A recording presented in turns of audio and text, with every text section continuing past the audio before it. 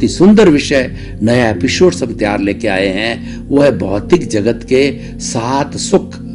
भाई और बहनों, हमारी भारतीय परंपरा में जो हमारा भौतिक जीवन है, हमारा जो व्यवहार जगत है, उसमें 7 तरह के सुख बताए गए हैं। उन सुखों की हम व्याख्या करेंगे और उसको साथ साथ के अंदर होलिस्टिक बनाने के लिए उसको हमारा भीतरी जगत है, जो अध्यात्म का जगत है, उससे भी जोड़ते जाएंगे। क्योंकि व्यवहार जगत और निश्चय जगत है, दोनों ही पूरक है, दोनों ही एक सिक्के के पहलू है, दोनों को अलग नहीं किया जा सकता है। व्यवहार के बिना जो हमारा निश्चय लूला है और जो निश्चय के बिना हमारा व्यवहार अंधा है। तो लूला और अंधा जो है दोनों मिलके काम करें तो वो अपने कोई भी गंतव्य को प्राप्त कर सकते हैं। तो दोनों को हम जोड़ेंगे, दोनों की हम ब्लेंडिंग करेंगे, दोनों का हम आपस के अंदर जोड़ने का प्रयास करेंगे। तो 7 सुख कौन कौन से हैं? ऐसा कहा गया है कि हमारे भौतिक सुख में पहला सुख निरोगी काया। निरोगी काया का अर्थ क्या हो गया कि हमारा जो शरीर है जिसमें 60 खरब कोशिकाएं हैं, वो 60 खरब कोशिकाएं होमोस्टैटिक कंडीशन के साथ के अंदर सिस्टम के साथ में शरीर को स्वस्थ रखती है। देखिए कितना बड़ा सटीक उदाहरण है कि 60 खरब कोशिकाएं मनुष्य के शरीर को स्वस्थ रखती है, होमोस्टैटिक शांतिपूर्ण स्थिति के साथ जी करके अपना अपना काम करके। तो यहाँ प्रश्न खड़ा होता है कि हमारे विश्व में तो 7 अरब की ही जनसंख्या है, जो कि संख्या की तुलना में बहुत कम है। तो 60 खरब कोशिकाएं मिलती है, शांतिपूर्ण अस्तित्व शरीर को स्वस्थ रखती है। तो क्या 7 अरब की जनसंख्या शांतिपूर्ण सह अस्तित्व से जुड़ करके अच्छा एक स्वर्ग बना करके, अच्छा घर बना के नहीं जी सकती है? ये हमारे लिए प्रश्न चिन्ह है, वो हमें पालन करना चाहिए।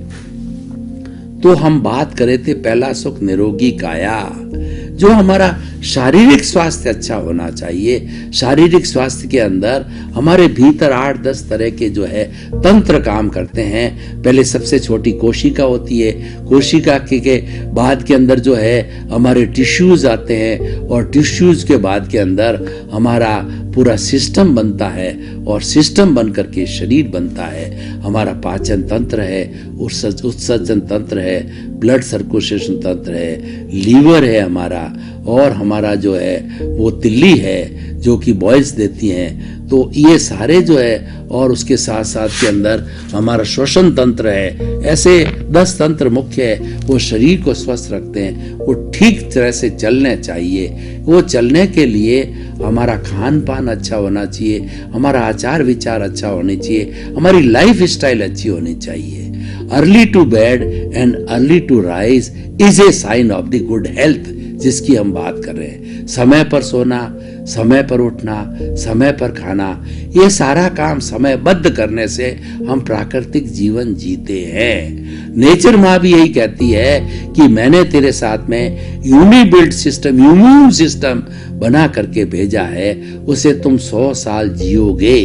क्योंकि ये इम्यून सिस्टम जो है वो क्या है? वो है white blood cells, WC, white जो है शेल्स जो है, और RBC रेड ब्लड सेल्स, और WBC मतलब व्हाइट ब्लड सेल्स होते हैं। लड़ाकू विमान होते हैं। हमारे भीतर कोई टॉक्सिन्स आ जाते हैं, जर्म्स आ जाते हैं, ब्लड के साथ मिलते हैं और हमको बीमार पड़ाते हैं, हमारे शारीरिक सुख को हटाते हैं, हमारी फिजिकल हेल्थ को खराब करते हैं, बीमार डालते हैं। उनको लड़ाकू विमानों की तरह उन पर अटैक करके उनको पहले ही समाप्त करते हैं, ब्लड के साथ मिलने नहीं देते हैं। हमारा उत्सर्जन तंत्र सही चलता रहे, पाचन तंत्र सही चलता रहे, हम मॉर्निंग वॉक करें और हमारी सोच सही हो, सकारात्मक सोच सही हो, हम 18 तरह के दोषों का सेवन नहीं करें, हम क्रोध मान मोया लोभ के साथ नहीं रह के समभाव से सबके प्रति मैत्री का भाव रखें, सबके प्रति आत्मतुला का भाव रखें। तो ये रखने से हमारा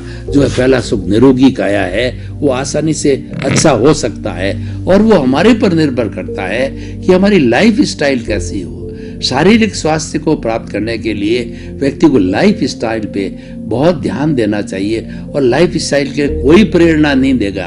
आपको स्वयं को परिणत होना पड़ेगा। हर चीज समयबद्ध करूं, भाव क्रिया के साथ में करूं। भाव क्रिया, प्रतिक्रिया, विरति, मैत्री, मित भाषण और मिताहार के नियमों से मैं आगे चलूं तो मेरा शारीरिक स्वास्थ्य अच्छा हो रहा है। क्योंकि ये 7 सुखों की व्याख्या करनी है, फिर बाद में हम दूसरी व्याख्या करेंगे।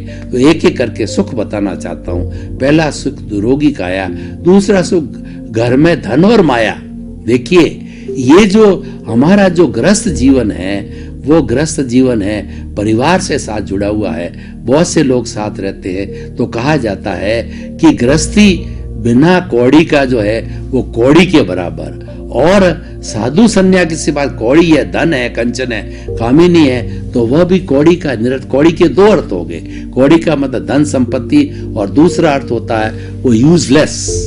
तो बिना धन संपत्ति के गृहस्थी यूजलेस है, और धन संपत्ति वाला साधु कंचन कामिनी जिसको त्यागा है वह रखता है तो वह भी यूजलेस है, वह साधु नहीं असाधु है। और गृहस्थी जो है बिना धन वाला वह भिखारी है। तो भाई और बहनों, घर में धन और माया होनी चाहिए। इसका अर्थ यह है कि हमारा अर्निंग है उस पर हमें ध्यान देना चाहिए।